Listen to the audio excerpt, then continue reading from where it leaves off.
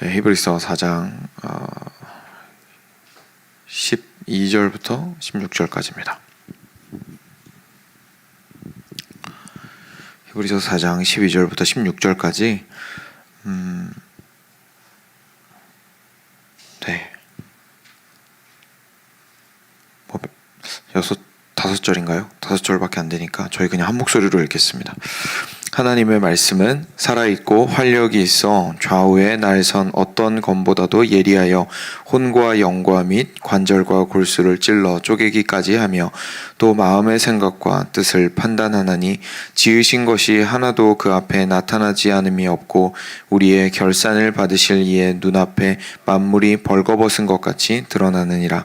그러므로 우리에게 큰 대제사장이 계시니 승천하신 이 곧 하나님의 아들 예수시라. 우리가 믿는 도리를 굳게 잡을지어다. 우리에게 있는 대제사장은 우리의 연약함을 동정하지 못할 리가 아니요 모든 일에 우리와 똑같이 시험을 받으시니로되 죄는 없으시니라. 그러므로 우리는 긍휼하심을 받고 때를 따라 돕는 은혜를 얻기 위하여 은혜의 보좌 앞에 담대히 나아갈 것이니라. 아멘. 네, 너무 유명한 말씀들이고 저희가 자주 접하게 되는 말씀들이죠. 히브리서 계속 보고 있습니다. 이제 내일부터 특별히 예수님의 대제사장 되심에 대해서 길게 좀 보게 될 텐데 그 전에 먼저 안식에 대한 부분을 이제 우리한테 4장에서 이야기를 해 주었었죠. 그래서 4장 어제 부분인데 1절에 1절 2절 제가 읽겠습니다. 그러므로 우리는 두려워할지니 그의 안식에 들어갈 약속이 남아있을지라도 너희 중에는 혹 이르지 못할 자가 있을까 함이라. 그들과 같이 우리도 복음 전함을 받은 자이나 들은 바 그 말씀이 그들에게 유익하지 못한 것은 듣는 자가 믿음과 결부시키지 아니함이라 라고 이야기를 하고 있습니다. 그러니까 지금 4장에서 하나님께서 허락하신 안식에 들어가지 못하는 사람들, 왜 그러냐면 그 들어가지 못하는 사람들은 이제 믿음으로 그 하나님의 부르심과 그 말씀과 이렇게 하나로 딱 합하여서 맞장구를 치지 못했기 때문이다. 그 믿음으로 결부시키지 못했기 때문이다라고 이야기하는 게 이제 4장의 내용이었습니다. 그러면은 저희가 이제 궁금해지잖아요. 어떻게 하면 그 안식에 들어갈 수 있는지, 그리고 어떻게 하면 믿음으로 하나님이 하신 말씀과 이제 결부시킬 수 있는지, 우리의 마음을 결부시킬 수 있는지를 궁금해 할 수밖에 없게 됩니다. 정말 쉬운 말로 말하면 하나님 앞에서 우리가 올바르게 신앙생활을 해나가고 하나님을 깊이 있게 사랑할 뿐만 아니라 성경이 우리한테 말해주고 있는 이 오묘한 안식에 대한 부분들에 대해서 어떻게 하면 그렇게 할 수 있지? 라는 질문을 할 수밖에 없다는 얘기죠.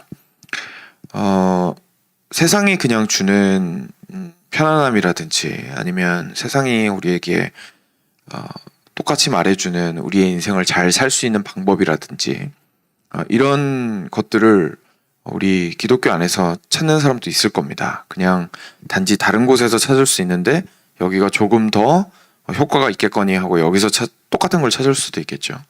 근데 대부분 그 사람들까지도 포함하여서 실제로 우리가 마음 가장 밑바닥에서 원하는 것은 그런 표면적인 것들이 아니죠. 우리가 원하는 것들은 가장 궁극적인 어떤 우리의 불안함이 해소가 되거나 궁극적인 쉼과 안식을 누리는 것이 우리 모든 사람들의 마음 가운데 깊이 있게 깔려 있습니다. 근데 하나님 앞으로 나왔을 때 그런 안식이 약속된다는 것에 대해서 지금 이야기를 하시고 있는 건데 당연히 그 이야기를 듣고 나면 그리고 이제 그 안식에 못 들어가는 사람이 있다라는 이야기를 하시니까 그러면 어떻게 하면 들어갈 수 있지라는 생각을 하는 게 아주 자연스러울 겁니다. 거기에서 그거에 대해서 이어서 나오는 내용이 바로 이제 오늘 말씀 내용인 거죠. 오늘 내용으로 가보겠습니다. 오늘 이렇게 시작합니다. 하나님의 말씀은 살아있고 활력이 있어 좌우에 날 선 어떤 검보다도 예리하여 혼과 영과 및 관절과 골수를 찔러 쪼개기까지 하며 또 마음의 생각과 뜻을 판단하나니 지으신 것이 하나도 그 앞에 나타나지 않음이 없고 우리의 결산을 받으실 이의 눈앞에 만물이 벌거벗은 것 같이 드러나느니라. 결국 그 하나님 앞에서 계속해서 믿음으로 그 안식으로 들어가고자 이 땅 가운데에서 애쓰는 그 길 위해서 우리가 기억해야 할 것은 바로 하나님의 말씀이라는 것을 우리가 알 수가 있습니다. 근데 하나님의 말씀에 대해서 우리가 잘못 이해를 하게 되면 하나님의 말씀이 어떤 방식으로 일하는지를 오해할 수가 있습니다. 사람들은 예전부터, 아주 예전부터 신비한 언어를 많이 사용을 했습니다. 왜냐하면 언어라는 것이 가지고 있는 파워가 고대 시대에는 있었거든요.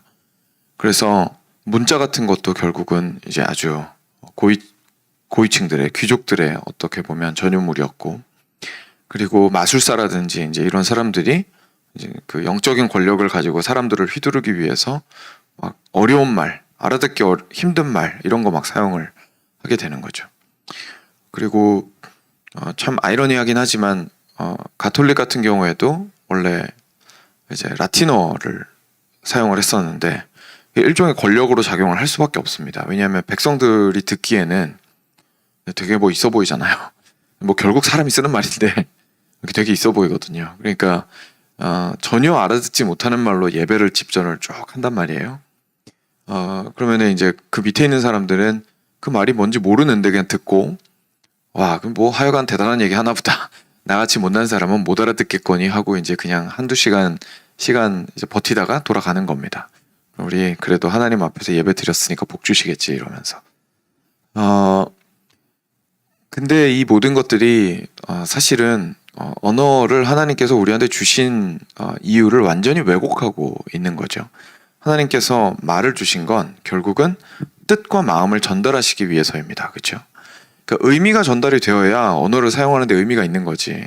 의미가 전달이 안 됐는데 언어를 하는데 의미가 얼마나 있겠습니까? 똑같이 말을 한다고 해도 우리가 그 의미가 전달이 되면 별로 의미가 없겠죠. 그러니까 결국 언어가 전달된다라는 것은 그 사람과 소통을 하고 그리고 그 사람을 심지어 변화시켜 나가는 과정에 함께 참여하게 된다는 걸 의미합니다. 사람과 사람이 우리가 이제 뭐 하도 오래돼서 기억이 안 나시겠지만 이제 연애 같은 거 할 때 물어봅니다. 그렇죠? 뭐 이상형이 어떠냐 뭐 이런 거 물어봐요. 그럼 젊은 사람들 대부분이 말 잘 통하는 사람 뭐 이렇게 얘기하는 사람 많이 있습니다. 그죠? 근데 그 말 잘 통하는 게 저희가 너무 작은 것처럼 느껴져도 사실은 그렇지 않잖아요. 굉장히 중요한 거죠. 말이 잘 통하는 것이 말이 잘 안 통했을 때 우리가 무엇을 경험하는지를 생각해 본다면 말 통하는 게 얼마나 중요한지를 알게 됩니다. 말 안 통하면 정말 답답해 죽잖아요. 정말.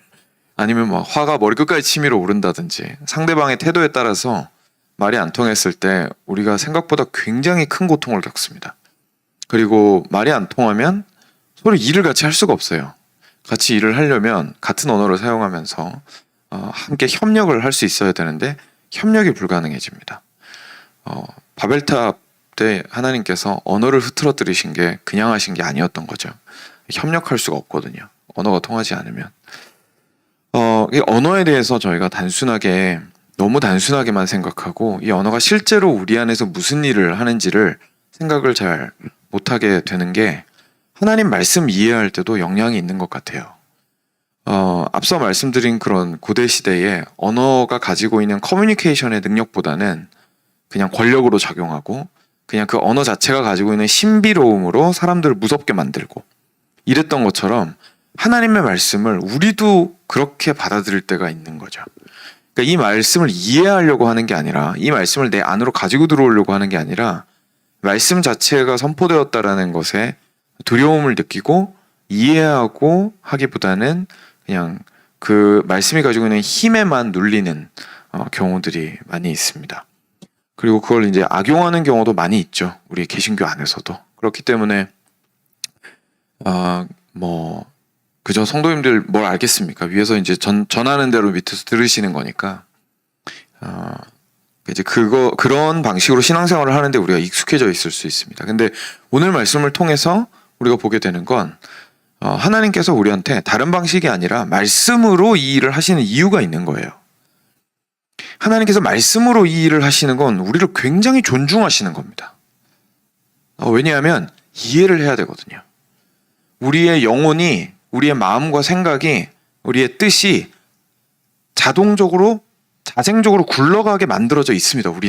우리가 가지고 있는 의지도 있고 우리가 가지고 있는 생각도 있고, 그 말은 무슨 말이냐면 다른 사람과 당연히 생각도 다를 수 있고 하나님과 생각도 다를 수 있는 거죠. 근데 하나님께서는 그거를 엄청난 권력이나 힘으로 짓누르시는 것도 아니고 엄청나게 신비한 능력을 가지고 갑자기 뿅 하고 바꾸시는 것도 아니고 말씀으로 일하시는 거예요. 그러니까 하나님께서 하시는 말씀을 통하여서 우리 안에서 자연스럽게 우리의 실질적인 뜻과 마음이 바뀌도록 작업을 해나가신다는 걸 의미합니다. 그러니까 우리가 하나님의 말씀 앞에 선다라는 것은 하나님의 마음을 우리 안으로 가지고 들어오는 과정입니다. 하나님께서 우리가 할 수 없는 일을 우리 안에서 이루십니다라고 이야기할 때 그게 마법처럼 뿅 하고 이루어진다라는 뜻이 아닙니다. 그 말은 실제 우리가 우리의 마음과 뜻을 바꾸는 것이 불가능한데 하나님께서는 우리 안에서 그것을 바꾸어 주시도록 계속해서 작업해 주신다라는 뜻이죠. 그럼 작업하는 과정의 힘듦이나 그 작업하는 과정에 정말 이런 이해하고 깨닫고 그리고 곱씹고 그리고 삶을 통하여 경험해 나가고 우리 4장 초반 말씀처럼 믿음으로 결부시키는 그 과정이 필요가 없을까요?